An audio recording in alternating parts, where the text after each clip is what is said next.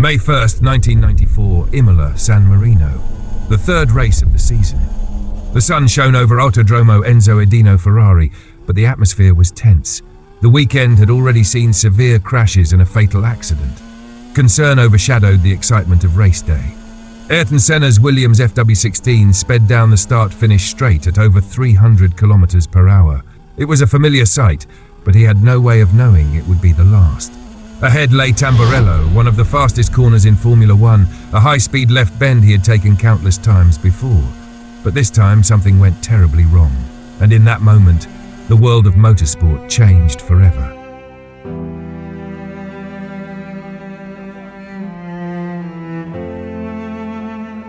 The impact was brutal.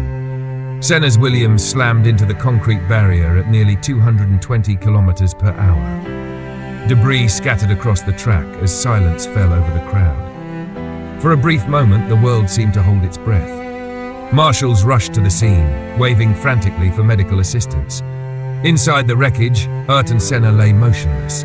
His head had tilted slightly to the right, his body still strapped into the cockpit. His heart was still beating, but something was terribly wrong. The medical team arrived within seconds. Professor Sid Watkins, Formula One's chief doctor and a close friend of Senna, knelt beside him. A slight movement, a faint breath, offered a flicker of hope. But as they carefully lifted him from the car, the reality became clear. The injury was severe. The helicopter lifted off, carrying Senna towards the Maggiore Hospital in Bologna. But deep down, many feared the inevitable. The paddock stood in stunned silence, drivers and teams frozen in disbelief. Formula One had seen many crashes before, but this was different. This was Ayrton Senna.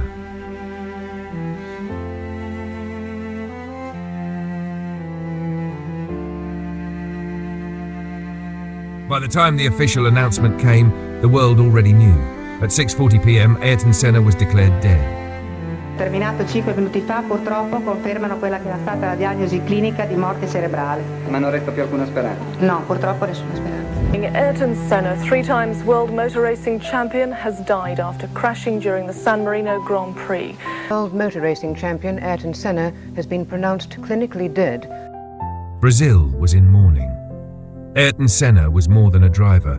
He was a national hero, a symbol of hope in difficult times. Now he was gone. The country came to a standstill. 3 days of national mourning were declared, streets filled with banners, murals and flowers. People wept openly, holding Brazilian flags or wearing his iconic yellow helmet in tribute.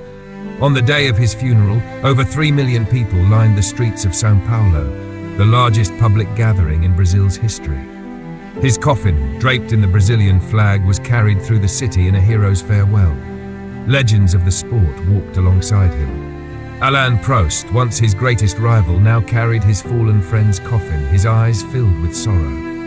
Emerson Fittipaldi, Rubens Barrichello and Gerhard Berger stood in silent grief.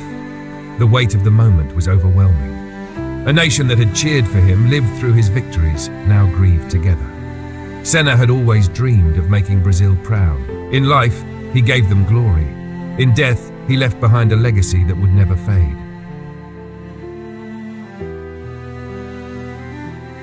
But how did it happen? The crash was violent, yet the car remained largely intact.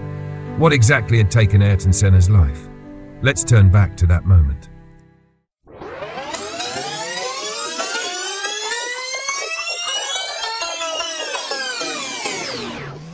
Ayrton Senna entered Tamburello at nearly 300 kilometers per hour, but lost control. The car hit the concrete barrier at over 200 kilometers per hour. The front right wheel struck first, sending a shockwave through the chassis. The suspension arm, still attached, snapped back with immense force, becoming a deadly projectile in milliseconds. As the car rebounded slightly, the broken suspension arm, now a jagged metal spear, struck Senna's helmet just above his right eye.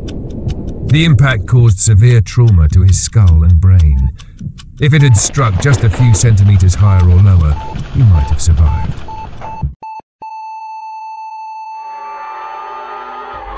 Ayrton Senna was a man of many layers. He was the master of rain, fearless and precise in the harshest conditions.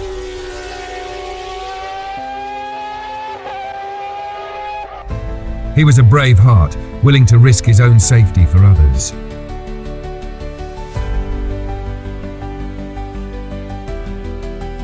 He was a fiery soul driven by passion, sometimes spilling over.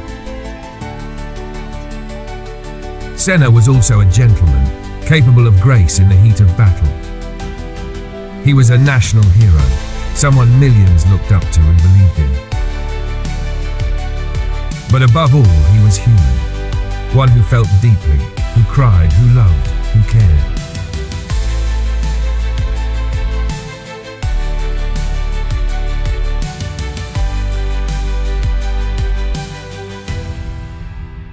And beyond all of that, he was one of the greatest drivers the sport has ever known. On the racetrack, he wasn't merely competing, he was composing something. Each lap was a performance, each turn a brushstroke on the canvas of speed. He had an extraordinary feel for the car, an ability to push right to the edge without crossing it. In the rain, he was poetry, and in the dry, perfection. His focus was unmatched, his reflexes unexplainable. He wasn't just racing against others, he was chasing something deeper, something within. Senna wasn't just one of the best, he was perhaps the best there ever was. But even the greatest meet their limits. So what exactly happened in that race?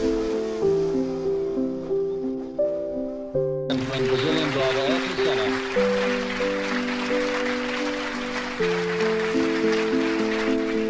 That is arguably the best riders sponsors expect. 1994, a new season, a new beginning. But for Ayrton Senna, it wasn't just another year, it was unfinished business. He had lost the championship in 1993. Now he was driving for Williams, the reigning champions. The expectations were monumental. The pressure, relentless. Senna wasn't just expected to win, he was expected to dominate. But something felt off.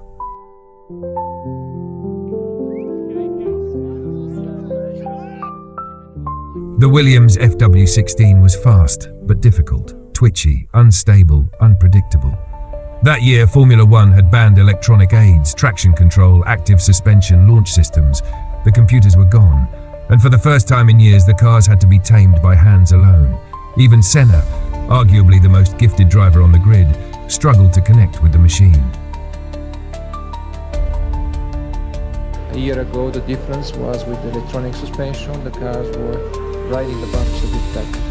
Now with the normal suspension, it is very difficult for setting up the cars and getting the cars to ride smooth over the bump. At the same time, a new star was rising, Michael Schumacher. Young, ruthless, incredibly fast. His Benetton B194 looked planted, confident, unshaken by the changes. The season opened in Brazil, Senna's home race. Senna started from pole. Senna kept the young German behind until the first pit stops, but then Schumacher's Benetton came alive in the pits. With a lightning-fast stop, he rejoined the track nearly 1.5 seconds ahead. Schumacher stretched the gap nearly 10 seconds, but Senna fought back and closed it down to 5. Then, with just 16 laps to go, tragedy. Out of turn 14, a spin. The engine stalled. The race was over.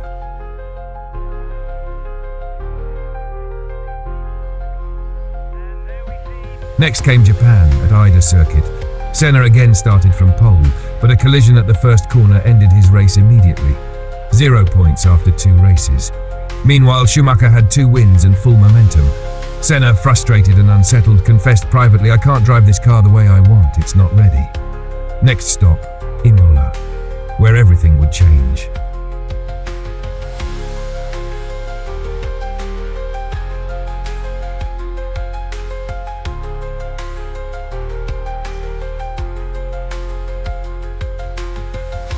The European leg of the 1994 season was set to begin at Imola. Senna arrived with 2 pole positions but 0 points. The pressure was mounting and so were the expectations.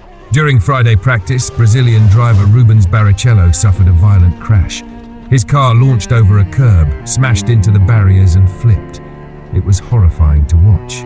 Senna, both a mentor and a close friend, rushed to the medical center. When he saw Rubens conscious, bruised but alive, he exhaled. But the fear lingered. It had come too close. He's alright. Alright, he's shocked of course, but he's alright. Then came Saturday. In the midst of qualifying, the weekend took a devastating turn. Roland Ratzenberger, a bright and optimistic Austrian driver, lost his front wing at high speed. With no control, his car ploughed into the wall. The impact was brutal, the outcome fatal. Senna was devastated. He spent the evening in silence with close friends and the Brazilian press. The atmosphere was heavy, no laughter, no conversation. Senna believed the race should have been cancelled. He didn't want to drive, but he would, because it was who he was.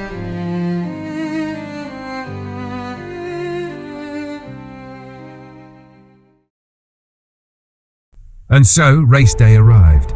Senna had secured pole position, his third in 3 races, but this one felt different. There was no celebration, no joy, just silence and pressure. Senna got in the car, carrying an Austrian flag in his pocket, his silent promise to honour Ratzenberger if he stood on the podium. As the lights went out, disaster struck almost immediately. A crash at the back of the grid between JJ Leto and Pedro Lamy sent debris flying into the crowd. The safety car was deployed. For several laps, the field crawled behind it, tyres cooling, brakes losing temperature. Senna, leading the race, tried to keep heat in the car, swerve by swerve, weaving left and right. But as the safety car pulled in, the race resumed, and just moments later, tragedy.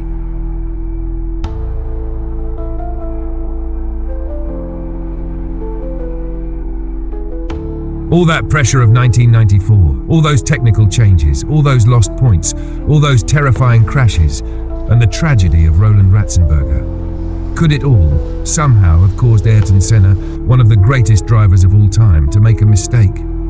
We'll never truly know, but among the many theories about that day, driver error was always the least convincing. Almost nobody who knew Senna believed it.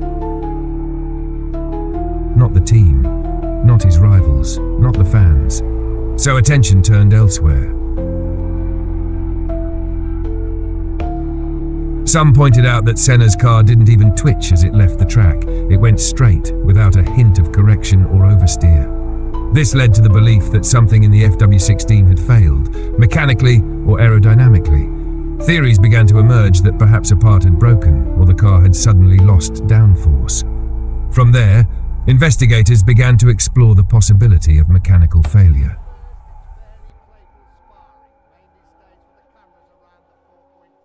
In the aftermath of the crash, Italian authorities launched a formal investigation. The case went to court, and a lengthy legal process began. One of the most scrutinized possibilities was the steering column. Senna had requested a modification before the race. He wasn't entirely comfortable with the cockpit layout of the FW16. The steering wheel sat too far forward for his liking, forcing him to stretch his arms more than usual.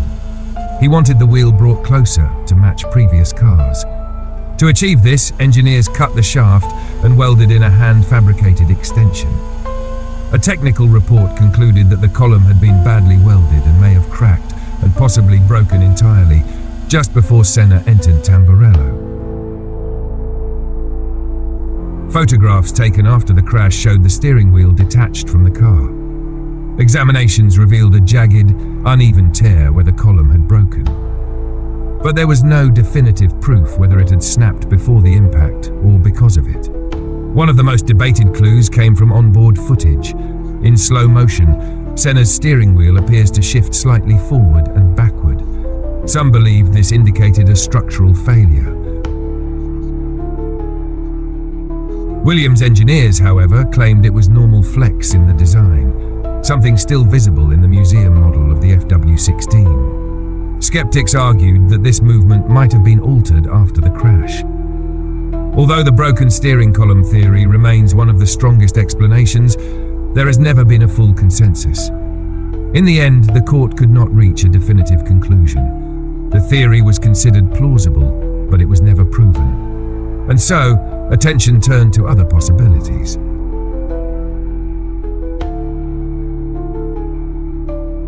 Another theory combined two mechanical possibilities, suspension failure or a tyre puncture. Early in the race, debris from the crash between JJ Leto and Pedro Lamy scattered across the track.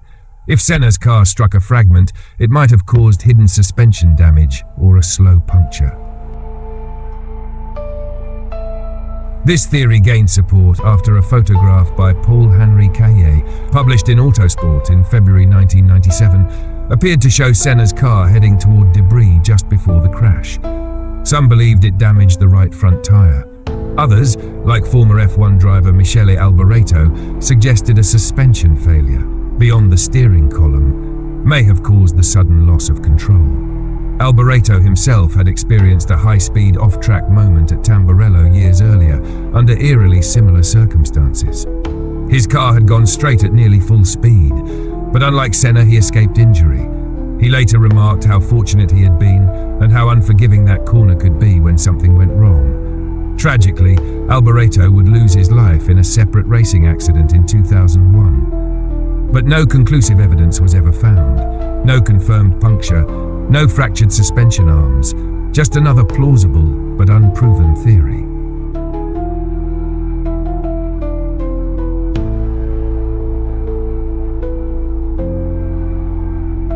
The final major theory didn't involve something breaking, but rather how the car interacted with the track. To understand it, we need to look at how Formula One cars generate grip. These machines don't rely solely on their tyres, they depend heavily on aerodynamics. At high speeds, air flowing over the wings and under the floor creates downforce, a vertical force pressing the car to the ground, increasing grip and stability. In the early 1990s, F1 cars produced a significant portion of their downforce through ground effect. By shaping the underside of the car and keeping it close to the track surface, a low-pressure area is created, essentially sucking the car downward. The closer to the ground, the stronger the effect. But even the smallest disruption can collapse it. If the car bottoms out, even for a split second, this low-pressure zone is lost. A sudden drop in downforce. In a corner like Tamburello, taken at nearly 300 kilometers per hour, that can mean the difference between control and catastrophe. So what could have caused the car to strike the ground? Some pointed to the 1994 regulation changes, which removed electronic aids and made the cars harder to control, especially under heavy load. Others noted that Tamburello's surface wasn't smooth. It had subtle undulations and bumps, enough to disturb a car running close to the ground. But the most significant factor may have been the cooling of the tyres. After the early crash between Leto and Lamy, the safety car was deployed. Back then, safety cars were new to F1 and painfully slow. Tyre temperatures dropped rapidly, so did pressure. As pressure dropped, the car's ride height lowered, bringing the floor dangerously close to the track. Onboard footage shows Senna gesturing with frustration, urging the safety car to go faster. He knew what cold tyres meant. He knew the danger. And then, just moments later, his car left the racing line and never came back. The crash was sudden, the impact violent, the loss unimaginable. But the consequences, they would reshape the future of Formula One. Let's now look at what changed.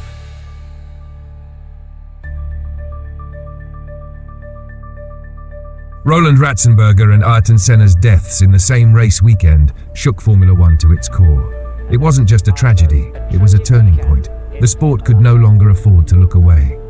Just 2 weeks later, during the Monaco Grand Prix, the FIA announced a series of urgent safety changes. They were swift, serious, and non-negotiable.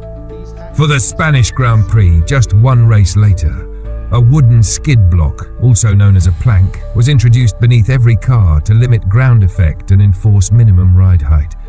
Front and rear wings were reduced in size to cut overall downforce. Diffuser dimensions were restricted to reduce aerodynamic suction under the car. Then, ahead of the Canadian Grand Prix, just 4 weeks after Monaco, teams were required to reinforce chassis structures to improve cockpit integrity during impacts.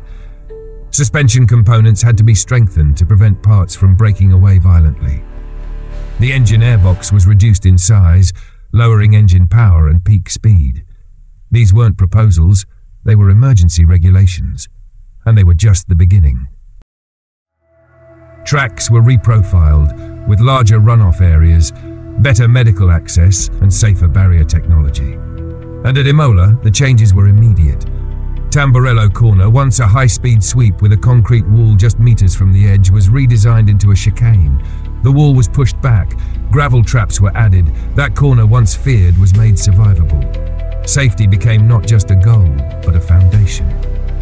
And because of that, countless lives were saved. So now we ask the question, what if Ayrton Senna had that crash, not in 1994, but in today's Formula One car? Would the outcome have been the same? Probably not. Because today's Formula One is not the same sport it was 3 decades ago. It looks similar, it sounds familiar, but under the surface, it's a fortress.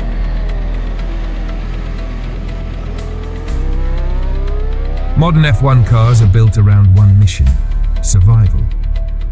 Wheel tethers are now mandatory, designed to keep the tyres and suspension arms from flying off during a crash. In 1994, the front right assembly struck Senna fatally. Today, that piece might never have left the car. And then there's the halo, a titanium structure mounted above the cockpit.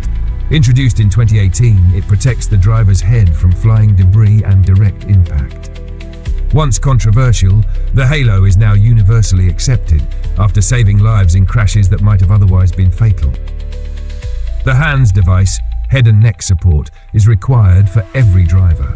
It limits violent head movement in sudden decelerations, protecting the spine and base of the skull. Cockpit sides have been raised, wrapped in energy-absorbing foam. What was once exposed is now shielded from intrusion and debris. Helmet standards have advanced dramatically. Stronger visors, reinforced shells and fireproof linings, tested in ways unthinkable in 1994. Survival cells, the central cockpit, are now carbon fiber capsules, virtually indestructible in high-speed crashes. In most modern incidents, the chassis survives intact, even when the rest of the car is destroyed. If Senna's crash had occurred in today's car, he might have stepped out, bruised, in shock, but alive. That's the cruel irony of legacy. He didn't get to live in the safer world he helped build, but everyone else did. Senna's car couldn't save him, but Senna helped save the cars that came next, and through them, he saved lives.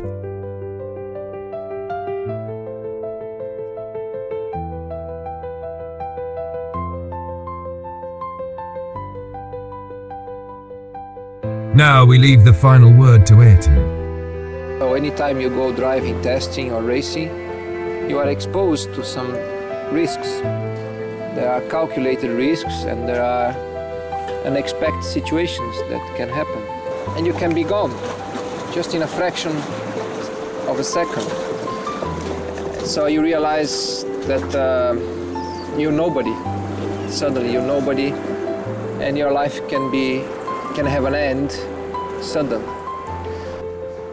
This is part of your life, and you either face it in a professional, in a cool manner, or you just drop it, just leave it and don't do it anymore, really.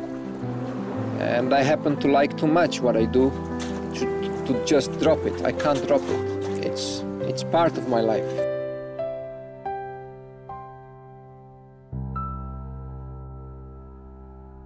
If you enjoyed the video, don't forget to like, comment and subscribe. It really helps us share more stories like this one.